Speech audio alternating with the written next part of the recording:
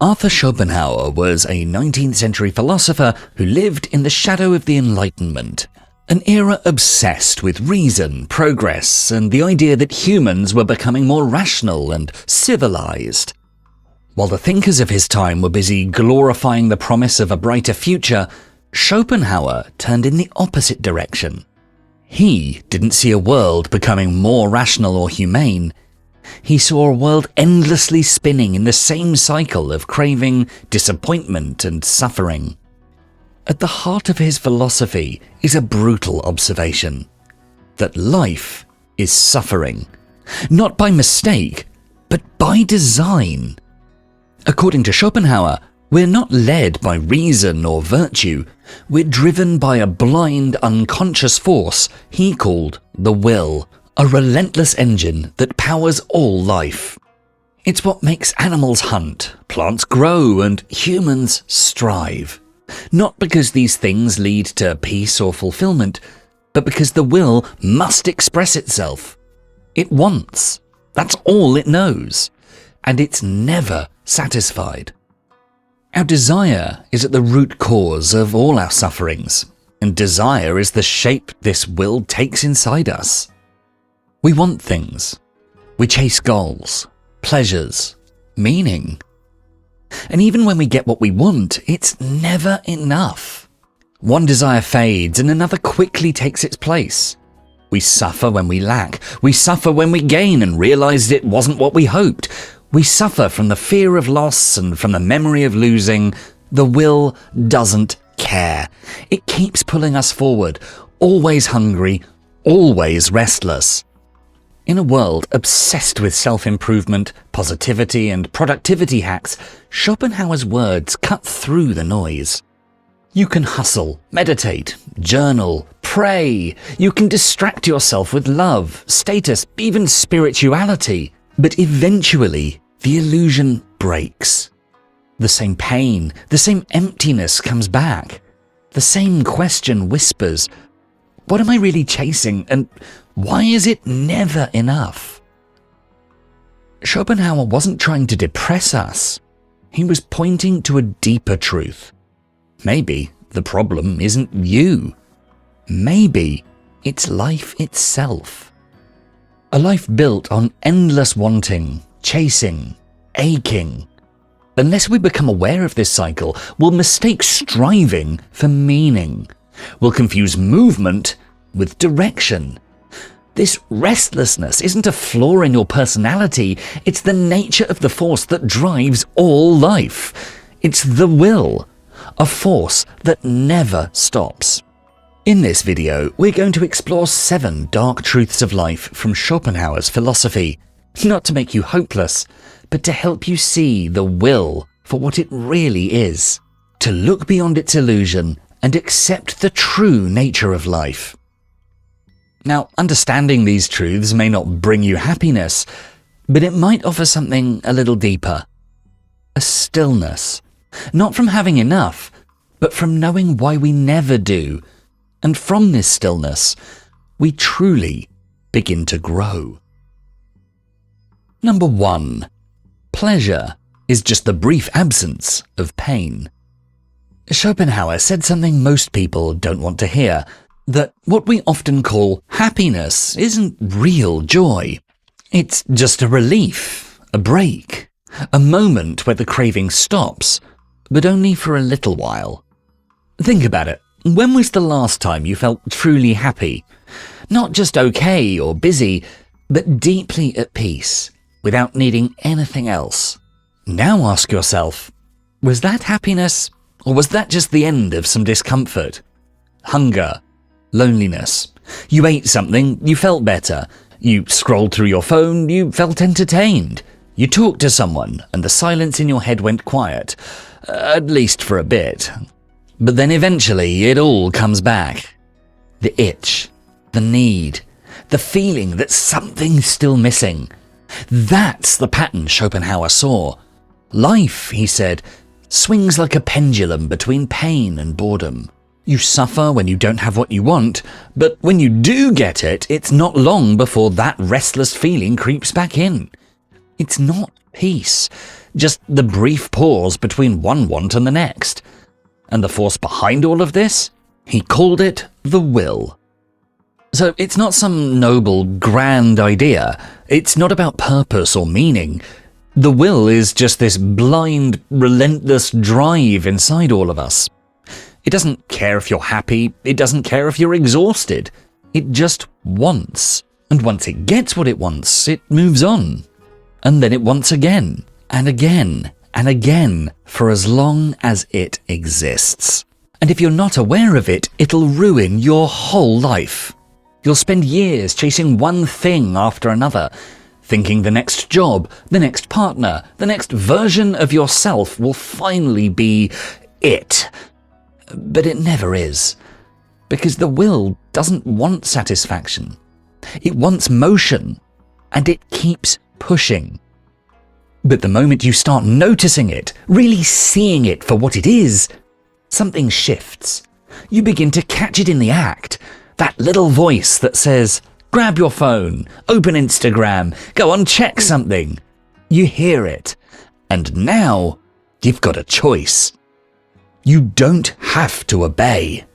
That's where the real growth starts. Not in some big dramatic transformation, but in the quiet choice to pause. To sit with discomfort instead of running from it. To say, I see you to the craving, and not give in. It's subtle, but it's powerful. You start to realize that most of what you chase isn't about joy. It's about trying to escape some kind of pain. But what if you stopped running? What if you just stayed with it? The will won't disappear. It's still a whisper. But now you're not its puppet. And the next time you feel that familiar pull, to scroll, to distract, to chase, ask yourself, do I really want this? Or is this just the will again, doing what it always does? Because real strength isn't about constantly getting what you want. It's about learning that maybe you don't need to.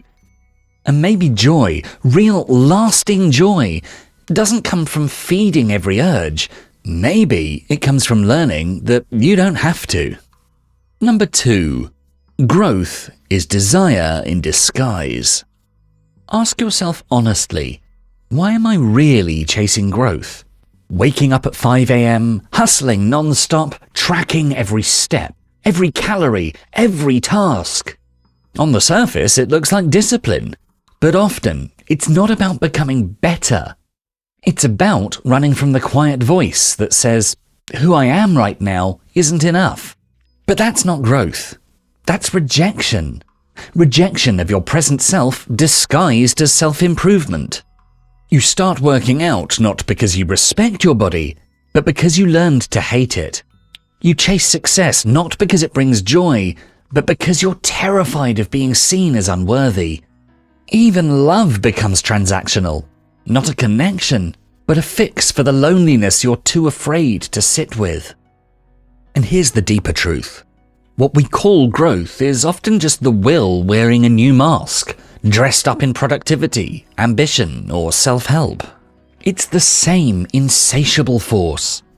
It doesn't want peace, it only wants more. So what happens when we grow by listening to the will? We never stop. No matter what we achieve, it never feels like enough.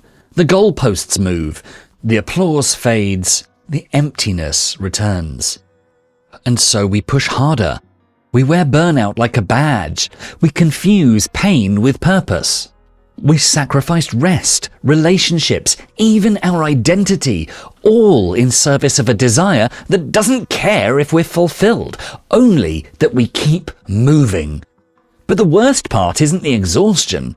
It's the quiet, constant rejection of who we are right now. Every time we chase growth from the will, we reinforce a painful lie. This version of me doesn't deserve love yet. So we postpone peace. We delay self-acceptance. We believe we'll finally be enough, but only after we become someone else. But not all growth is healing. Some growth is escape. Some is self-erasure. We grow from wounds hoping that if we change enough, we'll finally feel whole. But real peace doesn't come from becoming someone else. It comes from seeing that you were never broken to begin with. So what's the way forward? Awareness. And more importantly, compassion. If you want to stop growing from pain, you have to face it. You have to sit with the parts of yourself you've been trying to fix, outrun, or silence. Because underneath all the striving is usually one quiet, painful belief.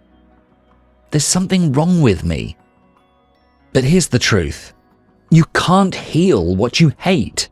You might change the outside, but the same wounds keep speaking.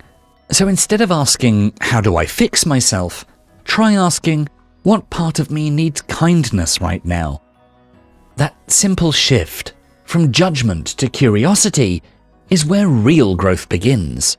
Take fitness, for example. You can train out of shame, punishing a body you've never learned to love, or you can train from care, strengthening a body you respect. Same action, entirely different energy. Or similarly with success, if you're chasing it to prove your worth, you'll always feel like a fraud. But if success comes from knowing you already matter, it stops being a performance and starts being an expression of who you are. Even love. If you think being loved will finally make you okay, you'll keep hiding parts of yourself to stay accepted. And deep down, you'll know you're not really being seen. But when you stop trying to be lovable and start loving yourself, something shifts. You stop performing and start connecting. Love stops being survival and starts being real. This is the turning point. Growth doesn't mean becoming someone else. It means becoming more you, not out of fear, not out of pressure, but out of stillness, clarity, and the quiet understanding that you are already enough. Number 3. Love is nature's trick. Schopenhauer believed that romantic love isn't what we think it is. It's not some divine meeting of souls or the key to lasting happiness. Instead, it's a trick, a clever design by nature to keep the species going. Behind the feelings of passion and obsession, there's something primal at work. The will. When you fall deeply in love with someone, it might feel like fate or a cosmic connection. But Schopenhauer would say it's biology pulling strings behind the scenes. Your desire isn't always about emotional connection. It's about traits, instincts, and the potential to create strong offspring. That's why we sometimes feel drawn to people who aren't good for us, who cause chaos or pain. The will doesn't care if you're happy. It cares if your genes get passed on, and that's it. Now, this might sound bleak at first, but it's actually liberating, because once you understand that love can be driven by forces outside your control, you stop blindly following every intense feeling. You start to question the attraction instead of surrendering to it. You stop assuming that chemistry equals compatibility. Think of someone who keeps going back to a toxic partner. No matter how much pain the relationship causes, they feel pulled back in.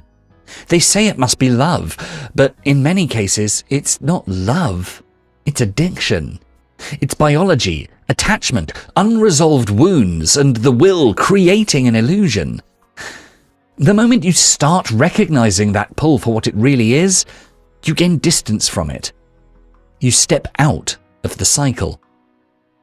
You can still love. You can still feel. But now, you're not at the mercy of your emotions. You're watching them with clarity. You're asking the right questions. Do I feel calm with this person or just excited? Do they bring peace or just drama and dopamine? Am I choosing this love? Or am I being driven by something I don't understand? That's where self-awareness comes in. It doesn't kill love. It makes it conscious. And when love becomes conscious, it becomes something deeper than biology. Something truly human. Number 4. Loneliness is the price of true wisdom. When you finally become aware of the will, that blind, restless force driving your every desire, and begin to question it, a strange shift happens. You start to realize most of what I want was never really mine. The goals, the lifestyle, the image, the grind. It was all the will, dressed up as ambition, improvement, even love. And when that illusion cracks, when you truly see how deeply it shaped your life, something inside begins to shift. Quietly, deeply. You don't announce it. You don't need to. But you begin to pull away. You crave silence. A long, quiet walk feels more nourishing than hours of small talk. Books become your friends. Your own thoughts become conversations. And the world, loud, fast, and constantly performing, starts to feel like a place you don't quite belong in anymore. Not because you're angry, not because you're better, but because you've touched something real. And that realness makes everything feel heavier. Schopenhauer once said, "The more a man finds his sources of pleasure in himself, the happier he will be." And it's true. As you grow on the inside, you'll start to notice how many people live only on the outside, chasing distraction, status, or comfort. And your soul starts to pull away, not to show off, but because you can't stay in the same old spaces anymore. The conversations that used to excite you now feel hollow. And sadly, the world often calls that loneliness. However, for Schopenhauer, wisdom wasn't something you shared at parties. It was something you carried, often alone. Seeing through the illusions of life means losing the comfort of blending in. So what do you do with that solitude? Use it. Let it feed you. Read the things that stretch your thinking. Write just to see what you really believe. Sit with your thoughts instead of running from them. Make things, not for approval, but just to express what's inside. Walk without a goal. Listen without needing to reply. Notice things without judging. Let solitude be your teacher, not your prison. Also, when you're really alone, no noise, no distractions, something strange happens. The will gets loud. That part of you that always wants more starts scrambling for anything. Your phone, a snack, some background noise. It hates silence. But if you sit with that silence long enough, something shifts. You start to hear the difference between your true voice and the will's endless wanting. You start to see which desires actually matter and which are just noise. That's when the real growth happens. Number 5. Compassion is the highest form of strength. Schopenhauer saw life not as a beautiful story, but as a stage filled with suffering. And he didn't mean that as a metaphor. He believed pain is at the very heart of existence. The constant hunger to survive, the endless chase for satisfaction, the loneliness behind our wants. This is what life is made of. So, in a world built on that kind of struggle, what could possibly save us? For Schopenhauer, the answer was compassion. Compassion is that rare moment when you feel someone else's pain, and it hits you because it feels like your own. And in that moment, something shifts. You're not thinking about winning or gaining or getting ahead. You just want to help. To Schopenhauer, that was powerful because for a brief time, the will, that force inside us that always wants, goes quiet. So compassion isn't just a nice feeling, it's a kind of rebellion. While the will says, take, compassion says, give. While the will wants more, compassion says, this is enough. That's why Schopenhauer believed real ethics don't come from rules or logic. They come from feeling. From recognizing suffering in someone else and caring enough to respond. In today's world, where everything is about success and self-improvement, compassion can seem soft, but it isn't. It takes real strength to set aside your own needs and focus on someone else's. While the ego wants to stand tall, compassion chooses to kneel. Not because it's weak, but because it understands more. We often hear about conquering the self, but Schopenhauer would say the highest form of that isn't control or dominance, it's kindness. It's being able to look at someone and say, I see your pain and it matters. Compassion doesn't erase the will completely, but it does slow it down. It reminds us that meaning isn't found in chasing more, but in caring more, in connection, in mercy, in being there for someone else. Number 6. Art and philosophy are escapes from the madness. The will is blind. It's relentless and it never stops wanting. That constant wanting creates suffering, and every living thing is caught up in it. So if suffering is the norm, not the exception, what does it mean to rise above it? Schopenhauer's answer: you don't beat the will by chasing after more, you step outside of it by letting go of what drives it. Desire. As long as we keep wanting, lasting peace or happiness will always slip through our fingers. But he did see rare moments where we can escape, at least briefly. One of those moments is through beauty, what he called aesthetic experiences. These are times where we're not chasing anything, but simply seeing. Looking at a painting, listening to music, reading a poem. If we truly lose ourselves in it, we stop thinking about ourselves. We're not judging or comparing, we're just there, still, free. Music especially had a special place for Schopenhauer. He saw it as the purest form of art. It doesn't explain anything, but it speaks straight to our inner world. It echoes our pain and somehow softens it. Philosophy was another path. Not the kind used to show off or win arguments, but the kind that helps us understand life's deeper truths. It doesn't take the pain away, but it does give us space from it. Once we start to understand how life works, how chasing pleasure leads nowhere, how nothing lasts, how the ego is mostly an illusion, we can find a strange kind of peace. Not happiness exactly, but dignity, clarity. Modern life is full of distractions, gossip, endless scrolling, cheap thrills. They promise relief, but really just feed the hunger. True peace isn't found in escape, it's found rising above. So feed your soul with things that last. Read old books, listen to deep music, stare at a painting, get lost in a poem.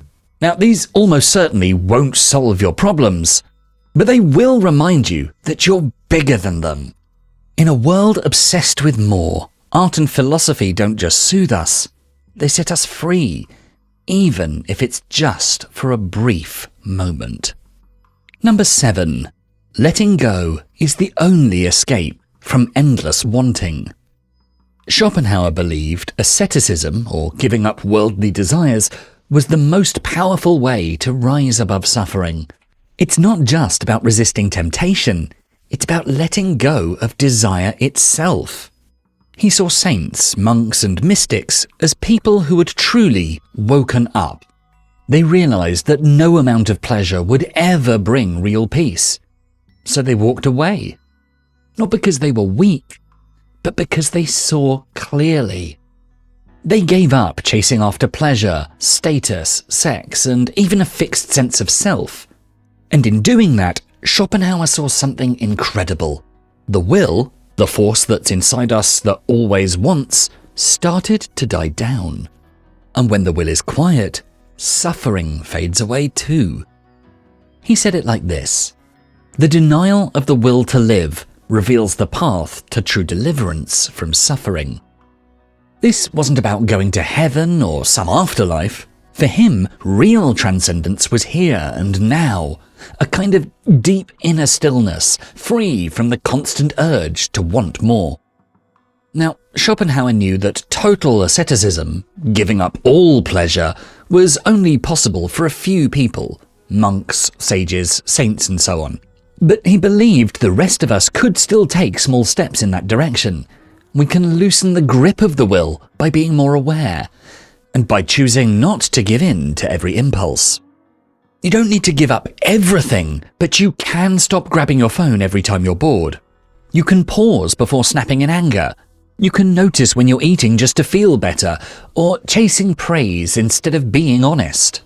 These small acts of restraint are quiet ways of saying no to the will. Over time, this becomes more than a habit. It becomes a mindset, a way of living with less grasping, less needing, less illusion. And let's be clear, detachment isn't about being cold or numb. It's not about giving up on life. It's about having the strength to let go of what everyone else is chasing. It's saying, I don't need more to be okay. I don't need to feel good all the time. I just want to be free. And with that freedom comes a different kind of joy. Not the rush of pleasure, but the peace of not needing it. You stop asking, what can I get from life? And start asking, who am I without all this noise? That's the power of detachment. Not running away from your life, but rising above the part of it that keeps us stuck. You don't beat the will by wrestling it, you beat it by starving it. And in that space where wanting fades, something new appears. A deeper peace, a quieter self, and a freedom that doesn't come from having more, but from needing less. As always, if you enjoyed this video, please make sure to check out our full Philosophies for Life playlist. And for more videos to help you find success and happiness using beautiful philosophical wisdom, don't forget to subscribe. Thanks so much for watching.